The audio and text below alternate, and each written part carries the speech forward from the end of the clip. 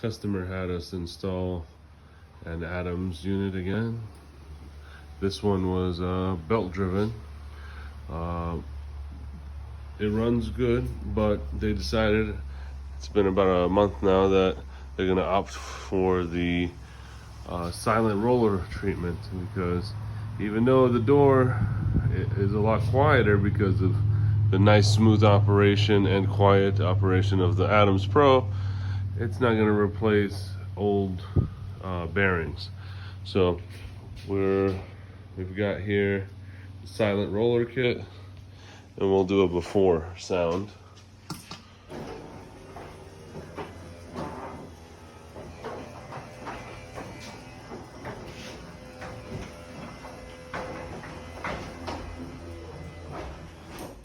It's pretty quiet, but listen to it on the way up.